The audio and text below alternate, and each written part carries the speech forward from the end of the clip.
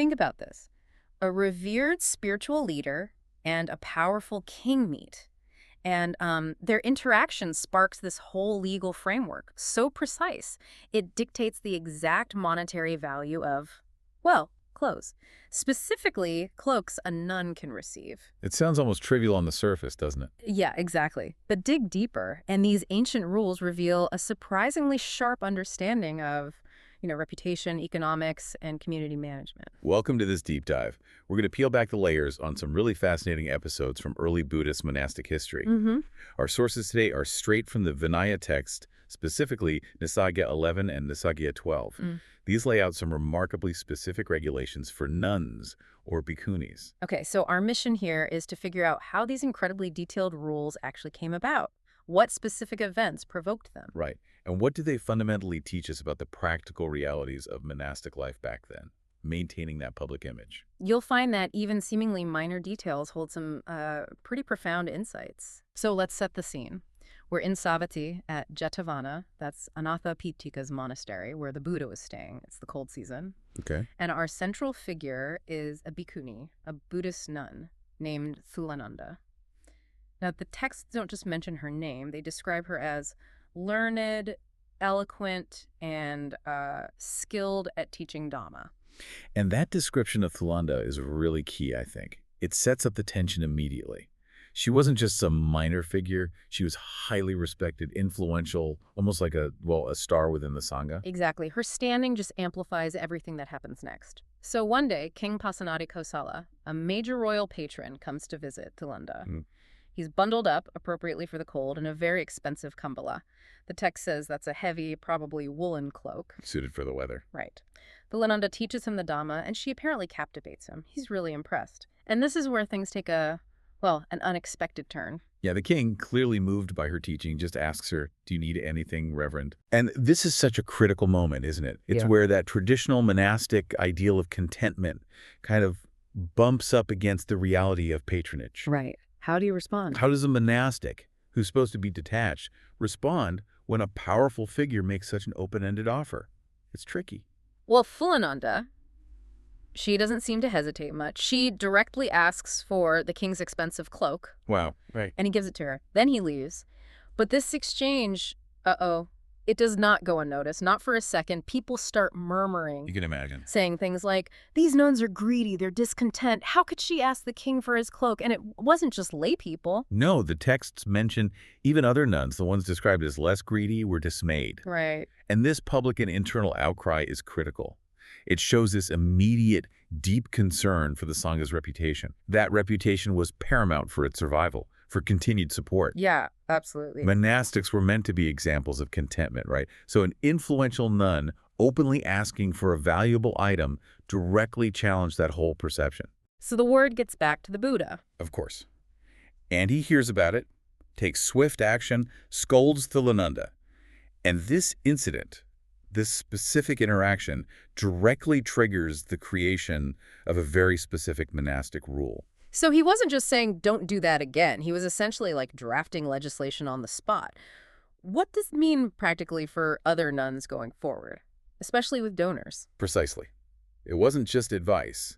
The rule established states that if a bhikkhuni solicits, and the word used is viññapatiya, meaning she actively asks for a garupavurana, that's a heavy cloak for the cold season. Okay. And that cloak is valued at more than 4 kasa. She commits a Nissaggiya offense. This wasn't a minor thing. It had a clear, defined consequence. 4 kasa. That sounds like ancient monopoly money to me. Can you give us a sense of what that was actually worth? Like, what did 4 kasa mean back then? Yeah, good question. The text actually specifies that 4 kasa was equivalent to 16 kahāpaṇas. Now, to put that in perspective, this wasn't trivial. It was a significant sum. How significant? Well, maybe enough to support a small family for several weeks, perhaps, or maybe a skilled worker's monthly wage. The point is, the very detail about the money shows just how valuable this cloak was perceived to be. And how inappropriate her asking for it seemed. Exactly. It underscored the perceived severity of Thullananda's request. So if a nun does this, commits this offense, what actually happens? What's the penalty? And how does this forfeiture thing work? Okay, so the penalty has 2 parts. First, there's a dukkaya, which is a minor offense, for the initial act of asking. Just for asking. Just for asking, if it meets the criteria.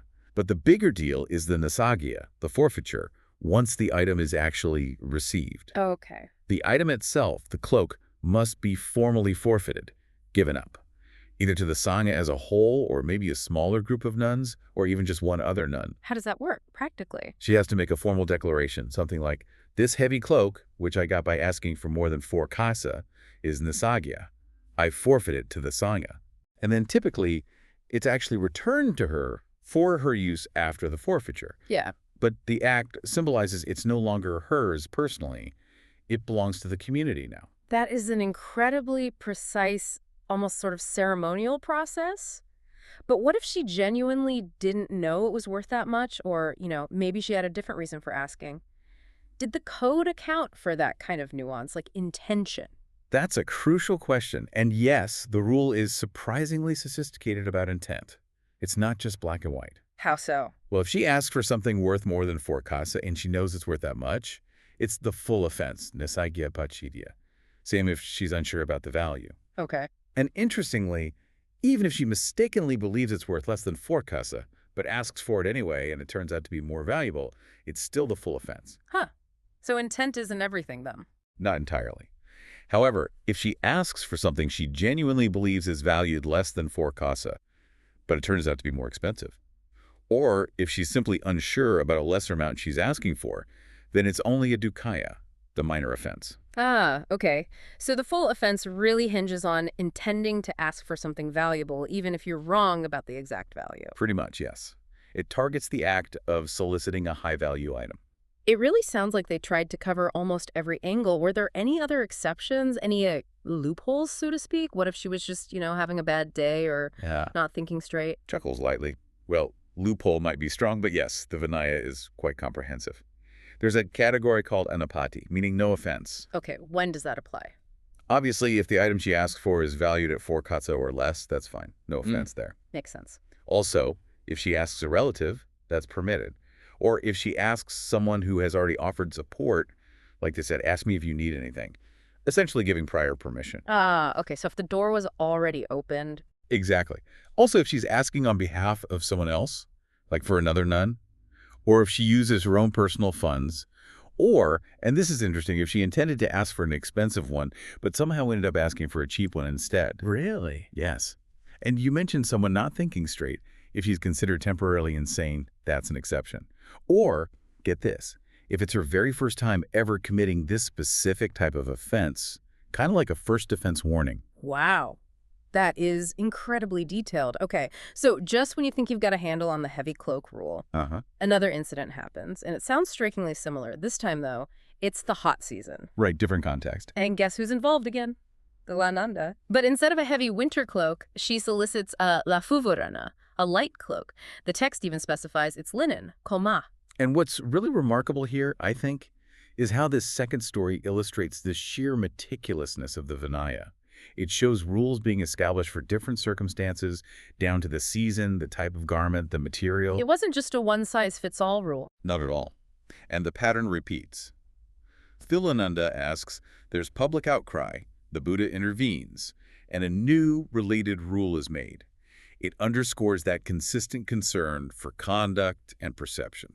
So the Buddha essentially had to apply the same logic, but adjust the parameters for this different situation. What was the specific rule for the lighter garment? For a lahupavudan, the light cloak for the hot season, the rule is perfectly parallel. A bhikkhuni soliciting one valued at more than 2.5 kasa commits the same Nissaggiya pachidiya offense. 2.5 kasa. Okay, so doing the math from earlier, that's 10 kapasa, right? Precisely. A lower threshold for a lighter, presumably less expensive garment, but still not nothing. 10 kapata was probably still significant. Absolutely. And everything else, the penalty structure, the forfeiture procedure, all those nuances about intent we discussed, and the lists of exceptions, they're all identical, just applied to this lower value threshold for the lighter cloak. So it really demonstrates this consistent legal and ethical framework being built up piece by piece based on specific real-world events. Exactly. It wasn't created in a vacuum. And this really brings us to a key question. Why? Why have such incredibly detailed regulations about asking for robes down to these specific monetary values? It clearly wasn't just about the cost of the fabric itself. Right, there must be more to it. If you connect it to the bigger picture, these rules were fundamentally about protecting the integrity and, crucially, the reputation of the monastic community. How so? They needed to ensure that monastics were seen by the lay community as content, as humble, not as greedy or overly acquisitive. Yeah. That perception was absolutely vital for maintaining public support, trust, and the flow of alms and donations that the Sangha depended on. So if the nuns started looking like they were just trying to get rich, the whole system could collapse. Pretty much. Public trust was the bedrock. So stepping back, what does all this tell us today? When we're trying to understand ancient monastic life, or maybe even just how communities and rules evolve more broadly? Well, I think these deep dives into the Vinaya, they offer so much more than just dry historical facts about robes and ancient currency conversions. Yeah. They give us this vivid, almost immediate snapshot of early Buddhist monasticism, not as some abstract philosophy floating in the clouds, but as a real,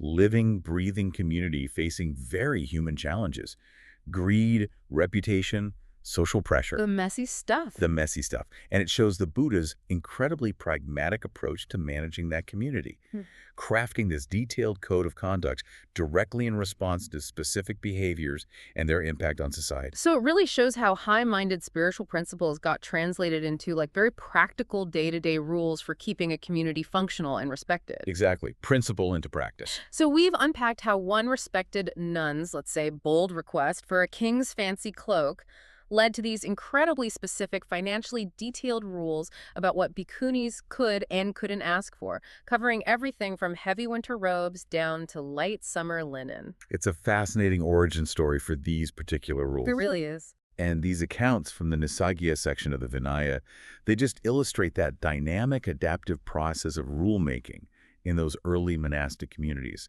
It shows how even a spiritual path had to grapple, very directly, with practical matters like wealth, public perception, and internal discipline. Yeah, you can't separate the spiritual from the practical realities of living in a community. They're deeply intertwined. So maybe the next time you encounter a seemingly obscure rule or maybe a custom that feels overly detailed, whether it's in an ancient text or even in our world today, it's worth considering the specific human story, the practical incident, maybe even the awkward moment that might have brought it into being.